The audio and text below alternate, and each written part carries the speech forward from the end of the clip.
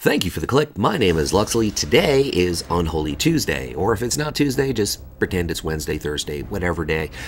This particular video is a first impressions video. This is not a guide in any shape or form.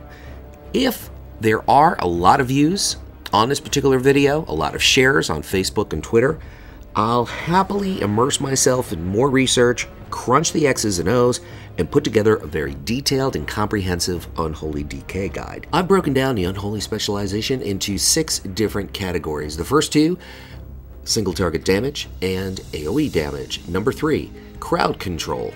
Number 4, survivability. It's a combination of self-healing as well as some of your defenses. Number 5 is mobility, which is essentially broken down into the ability, obviously, to give yourself a speed boost, whether it's to close a gap, or which is perfectly apropos here, or to create a gap for ranged players.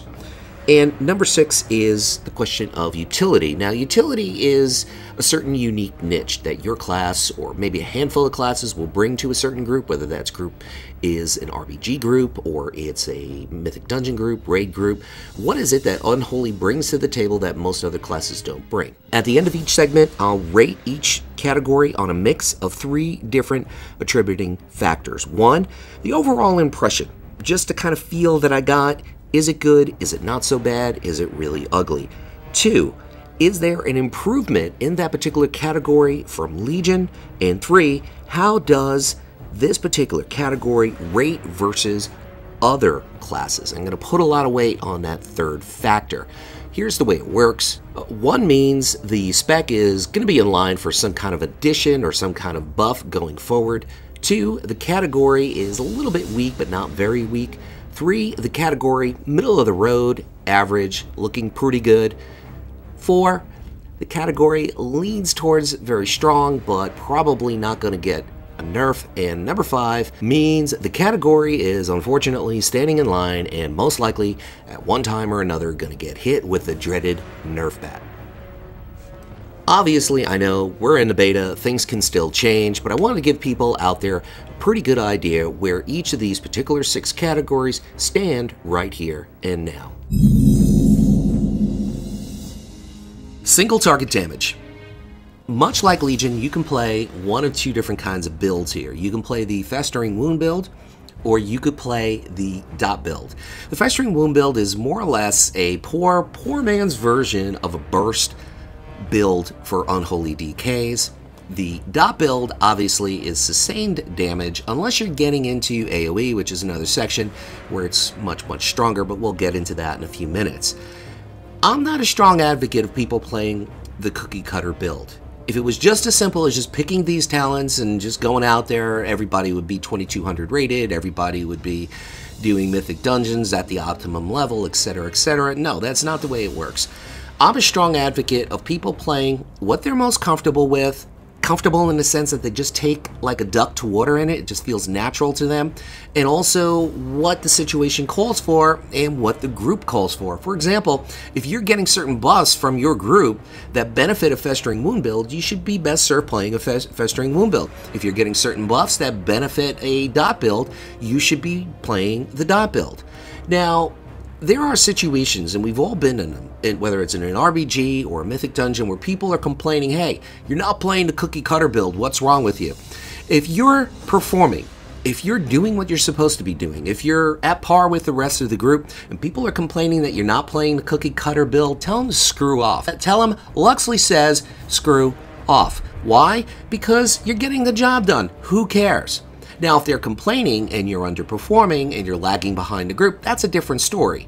Then they have a right to do so. I side with the crowd in that scenario, and you should probably play the cookie cutter build until you find something that you feel comfortable with, something that you can maximize. Also, very much like in Legion, you could play an Unholy DK as a pure melee build, or you could mix it up and have a combination of being melee and ranged. If you want to do that, you're going to have to take an ability called Clawing Shadows, which will replace Scourge Strike, give you a little bit more damage than Scourge Strike will, and it will still burst a Festering Wound. The key thing here, it will give you a 30-yard range and an added bonus to your AOE damage, which we'll get more into in the AOE section. If you want to play this ranged type of Unholy DK, you're also going to have to take an ability called Harbinger of Doom, which is new to BFA, but not necessarily new in the game. I think there might have been a passive ability that did the same thing under a different name in Legion that was attached to the artifact. Harbinger of Doom, sudden doom triggers 15% more, and it will stack up to 2 times. This is really huge if you're going to be playing from range, because now you have 2 ranged abilities and you're going to get a lot of procs of sudden doom, which also means that getting those free death coils from a 30-yard range is also going to have you have the luxury of allocating more of your runic power towards your death strikes to keep your survivability on the uptick. There are a lot of benefits to playing this. It's all a matter of what you feel more comfortable with. And think about it like this. If a boss is starting to go into this wreck melee phase, which usually kills me, which is why I suck at melee, you could always back off those 30 yards. If a red is popping his wings or any other type of melee hits that short-term damage buff, you just want to get out of town. You want to get out of range, and it will save some of your defensive cooldowns for a better situation and overall introduce a more flexible kind of gameplay. Overall, things are pretty much the same. Here's a few differences, though, from Legion to BFA. For example, your pet gargoyle is no longer baseline. It is now a talent. Pretty much does what it always did, and it's great ability, but it's not baseline anymore. Here's a bit of good news. Apocalypse is coming back in BFA, and it's baseline. The majority of artifact abilities have been relegated or delegated to the talent trees, not the case with Unholy DKs, so Apocalypse comes back. Great single target damage. You can even use it for AOE damage, although I wouldn't recommend that 100% of the time. It's got a tremendous animation, it has a tremendous viability and usefulness, and it's coming back, and it's baseline. Considering a lot of classes are losing those former artifact abilities or they're being delegated to the talent trees, this is pretty huge. The other change is that Unholy Frenzy is making a comeback in BFA. It's on a 1.25 minute cooldown. It incites you into a killing frenzy for 12 seconds, increasing your haste by 20% and causing your auto attacks to inflict the target with a festering strike. This is very reminiscent and very similar, or almost pretty much the same exact thing as the talent in Legion, Blighted Rune Weapon. Now, Unholy Frenzy, when you stack it with Soul Reaper, is going to induce a tremendous amount of haste, and that's a pretty cool thing.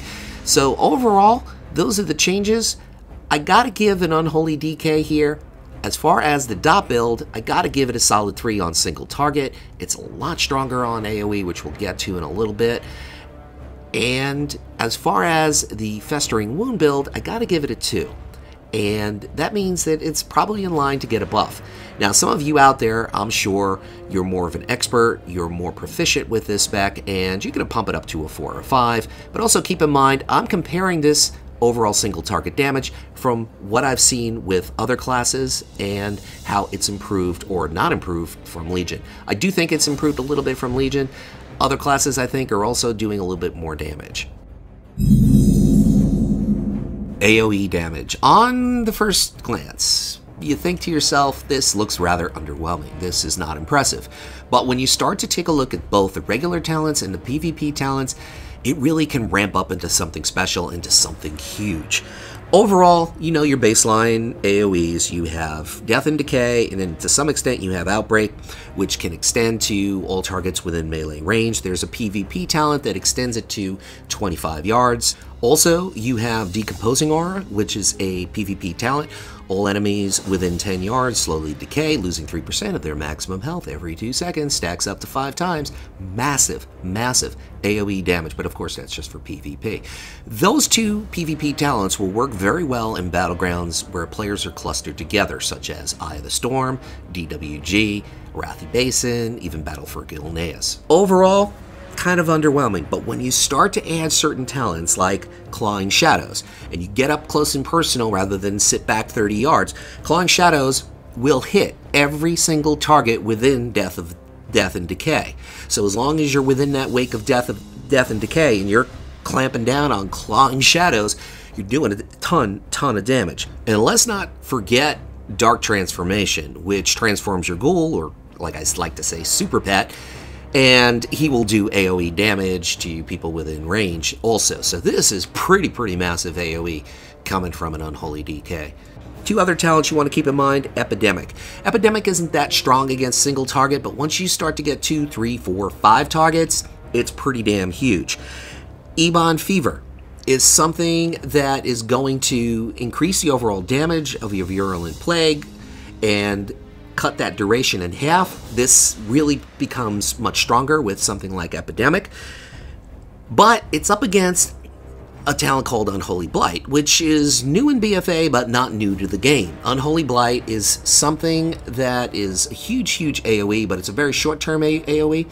It throws a vile swarm of insects at the player for 6 seconds, and it infects them with a disease that does about 5,200 damage over 15 seconds. So basically your uptime on this is about 25%. Probably Ebon Fever is going to be better for stronger AoE, but the fact of the matter is, if you want to get that quick burst off and they're mobs that just need to be taken down quickly and can get taken down quickly, you might want to go with Unholy Blight. Plus, Unholy Blight's going to put a lot of pressure on targets in PvP.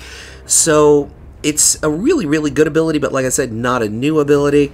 I mean, you could even throw Apocalypse into the mix if you want. Probably not a good idea. You probably want to save that for single target damage, but you could even do it. Overall here, your AoE damage, when it's enhanced with certain talents, is pretty damn huge. I graded a solid 5. Chances are it's going to get a little bit of a nerf. I'd probably throw that 5 in a PvP scenario with those 2 extra talents there. On a regular PvE scenario, probably around a 4. Nonetheless, still very strong.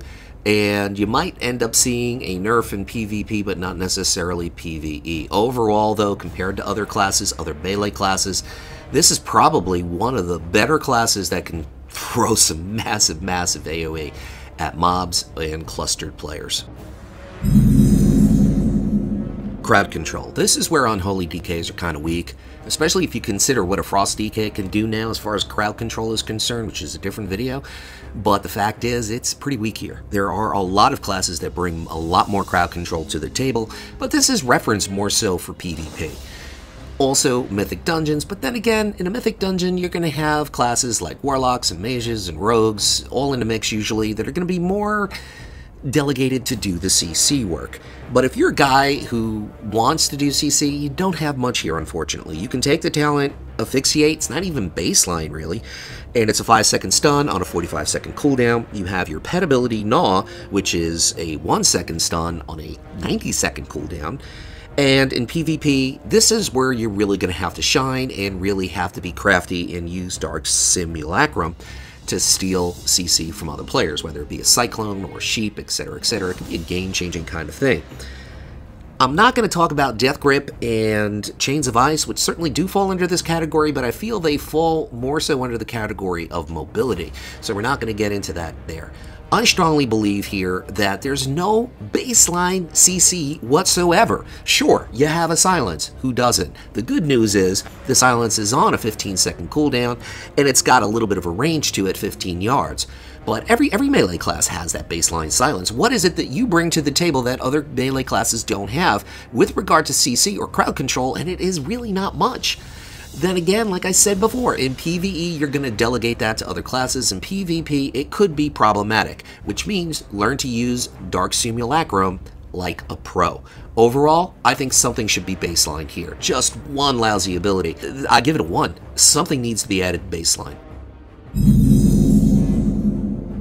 Survivability. This is a good news, bad news sort of thing. The bad news, Corpse Shield is gone. The good news, Death Pack returns. Except, here's the way it works. It's a little bit different. Create a Death Pack that heals you for 50% of your maximum health, but absorbs incoming healing equal to 30% of your maximum health for 15 seconds. Kind of a fair trade-off.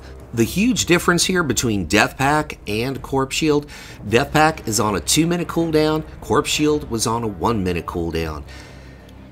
it's a trade-off, and some people are going to like this, some people aren't. It all depends. It's in the way that you use it. That's what it comes down to. The downside of Corpse Shield was it essentially killed your pet unless you did something to take defensive measures and used Huddle, and your typical DK didn't always do that.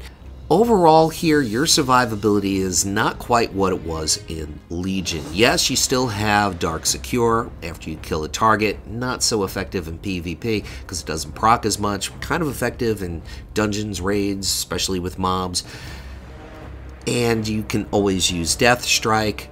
You can set up your talent build where you also will have abilities that proc more often, such as Sudden Doom, which is Death Coil without using runic power. So then you delegate your runic power just to be used on your Death Strike, which really isn't such a bad idea, particularly for PvP. Your survivability is down a little bit, and there really isn't much in the PvP talents that's going to buff up your capability and your survivability. Of course, in PvP, Dark Simulacrum is a very creative ability. You could steal HOTS from healers, but once again, here's an ability that has a dual function. You want to steal CC, you want to steal HOTS. Kind of difficult to do both here, even though the ability is on a relatively short 25-second cooldown. In PvE, this is not that much of an issue because your survivability is very often going to be delegated until the healer dies, and it's up to you, and Death Pack is pretty strong there.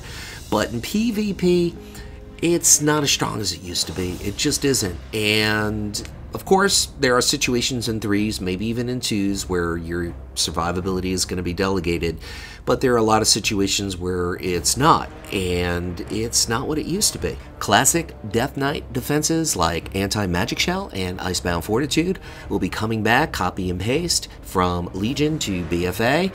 Of course, you're not going to have any of those abilities that might have been in your artifact. I know for sure there were a few in Frost, I'm not so sure about Unholy, that reduced the cooldown on these abilities, but they're still there. And you have Anti-Magic Zone as a PvP talent, so a lot of these defenses are returning. Now, keep in mind, I'm grading this based on whether or not it's improved from Legion, and also whether or not it compares well to other classes. So overall here, I'd give it a solid 2. I think that there probably needs to be maybe some kind of a proc that's baseline or a talent in PvP that could proc Death Strike, not very often, but just a little bit, to where you get a free strike with it, just to improve and enhance your survivability overall in PvP. PvEers are going to be fine with this because, like I said, that's usually delegated, but PvP, not always the case. And you have to keep in mind that mobility is going to be greatly improved, and mobility has certain ways of increasing your survivability. We're going to get to that very soon. Mobility. This is where the rubber meets the road. This is where genuine progress is made for both Unholy DKs and even Frost DKs. If you complained about mobility in Legion as a Unholy DK or a Frost DK, you had a pretty legitimate complaint. Your mobility pretty much sucked. Worse so for Unholy DKs, because Frost DKs had a lot of different abilities, whether passive or active, that induced slows on your target, and you also had Remorseless Winter, but Unholy didn't have as many slows, and you were sacrificing things and the talents that you had to take in PvP to get those slows. It was something that sorely needed to be addressed, and Blizzard did so. Now, initially, you had access to, and this is all baseline stuff, Magic Shell, Anti-Magic Shell, on a 1-minute cooldown, doing what it always does. You also had Wraithwalk, which we all know what it does, on a 1-minute cooldown, and you had this new ability, Death's Advance, which isn't necessarily new to the game, but new in BFA, where for 8 seconds you get a speed boost of 30%, and you can't be slowed below 100% of your normal speed. It also keeps you immune to movement effects and knockback effects, so pretty huge to have all 3 of these, basically making you unstoppable with all 3 of these baseline. Blizzard changed things up in beta recently, and Wraithwalk is now a talent. And it's a very compelling talent and a frustrating talent because it's up against Death Pack in the same row. So you can still have access to Death's Advance, Wraithwalk, and anti-magic shell, which makes you unstoppable, but it comes at the cost of losing death pack, which means that you lose that 50% maximum heal every 2 minutes. So if you could take out targets quickly, or you could effectively and successfully delegate your survivability to a healer, you certainly can take Wraithwalk and be a force to be reckoned with and forego death pack. You still have your good old Death Grip and Chains of Ice, which obviously are tremendous gap closers, pretty much the same as they were in Legion. This is greatly improved. This is something that is noticeably improved and is going to make Unholy a little bit more of a force to be reckoned with. Overall, on a scale of 1 through 5, I give this a 4 for Unholy DKs, and I think that you're going to see a noticeable improvement. It's going to still be hard to catch up with Fury Warriors heroic leaping around the map and having Demon Hunters with tremendous ability, Windwalker Monks with tremendous ability, certain healers with tremendous ability, but not as bad. It's improved. It's been addressed.